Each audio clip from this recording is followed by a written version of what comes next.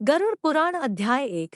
पक्षीराज गरुड़ ने भगवान विष्णु से निवेदन किया, हे प्रभु, मैंने तीनों लोकों का भ्रमण करने के बाद उसमें रहने वाले लोगों को देखकर यह निष्कर्ष निकाला कि वह सभी दुखों में ही डूबे रहते हैं। मेरा अंत कर्ण पीड़ा से भर गया है। स्वर्ग में दैत्यों की शत्रुता से भय है, पृथ्वी लोक में मृत्यु रोग तथा अभिषित वस्तु के वियोग से पाताल लोक में रहने वाले नाग आदि को मेरे भय से दोहक बना रहता है। लोक कल्याण के लिए गरुड़ा द्वारा पूछे गए प्रश्नों का भगवान विष्णु द्वारा समाधान का सार इस पुस्तिका के माध्यम द्वारा पेश करने का प्रयत्न किया गया है। पक्षी राज गरुड़ भगवान विष्णु जी से पूछते हैं, हे प्रभु, आप यह बताने की कृपा करें कि एक प्राणी कैसे मरता है और मरने के बाद कहाँ जाता है। दो, मरनासन्न व्यक्ति को किस कारण पृथ्वी पर सुलाया जाता है। तीन, उसके नीचे कुश और तिल क्यों बिछाए जाते हैं।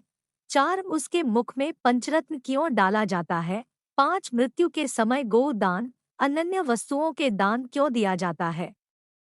छह, उस समय प्राणी आतिवाहिक शरीर कैसे प्राप्त करता है। सात, अग्नि देने वाले पुत्र पौत्र उसे कंधे पर क्यों ले जाते हैं। आठ, शव में घृत का लेप क्यों किया जाता है। नौ, शव के उत्तर दिशा में यम सूतक का पाठ क्यों किया जाता है। 10, मरे हुए व्यक्ति को पीने के लिए जल एक ही वस्त्र धारण करके क्यों दिया जाता है। 11, शव का दाह संस्कार करके उस व्यक्ति को अपने परिजनों के साथ बैठकर भोजन आदि क्यों नहीं करना चाहिए। 12, मृत व्यक्ति के पुत्र 10वें दिन के पहले किस लिए 9 पिंडों का दान देते हैं।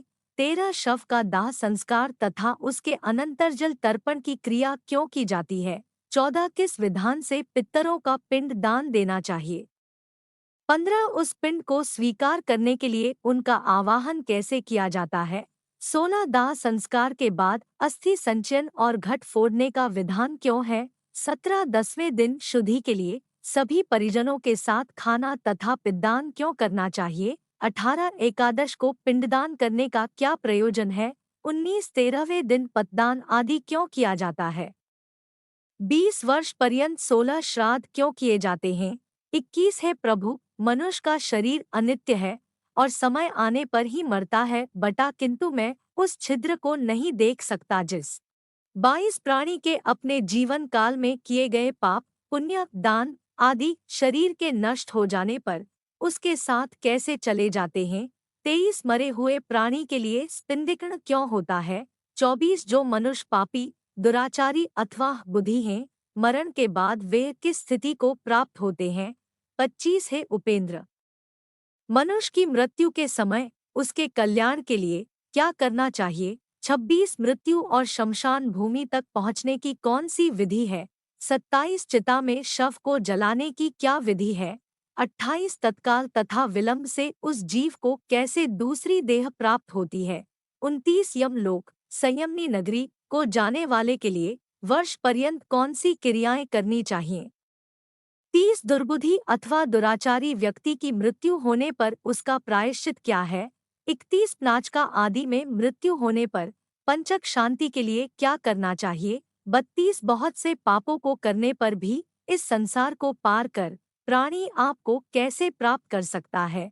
हे देव, आप मेरे इस संपूर्ण भ्रम को विनिष्ट करने में समर्थ है। मैंने आपसे यह सब लोक मंगल की कामना से पूछा है, मुझे बताने की कृपा करें। श्री कृष्ण जी गरुड़ से कहते हैं, हे पक्षराज, तुमने जो मानव कल्याण के लिए अपनी जिज्ञासा व्यक्त की है वह सर्वश्रेष्ठ है।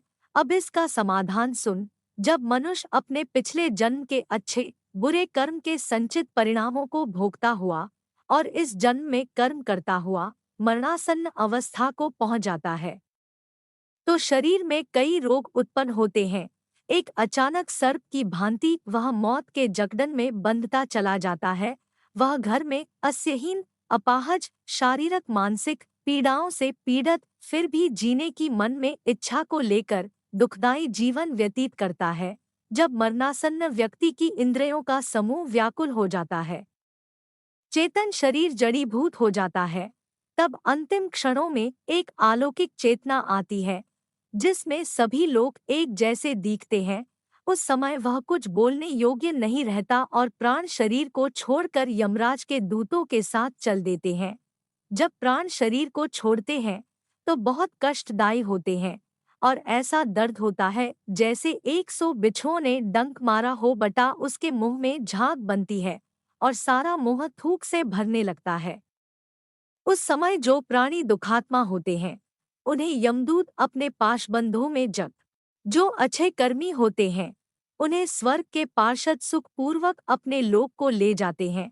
भीम काया दुराकृति यमराज के दूतों को देखकर ही पापियों के मन में भय उत्पन्न हो जाता है। हाहाकार करता हुआ अंगूठे के नाप जितना मृत मनुष्य अपने घर को देखता हुआ यमदूतों द्वारा घसीटा हुआ रास्ते में अनेक यातनाएं सहता हुआ यमराज के सामने ले जाया जाता है। जीव अति भयानक यमराज की काया को देखता है और फिर उसके आदेश पर तुरंत वापस अपने मृत स्थान पर यमदूतों के साथ आ जाता है। वह वापस अपने शरीर में जाने की कोशिश करता है पर यमदूत उसके गले में फंदा डाले रहते हैं। उसे भूख और प्यास बहुत सताती है और बहुत रोता है। अपने पुत्रों द्वारा अर्पित की हुई चावल की खीलों को वह खाता है, फिर भी भूख नहीं मिटती। जिन आत्माओं को यह खीलें नहीं मिल पाती वह सुनसान जंगल में भटकती रहती हैं।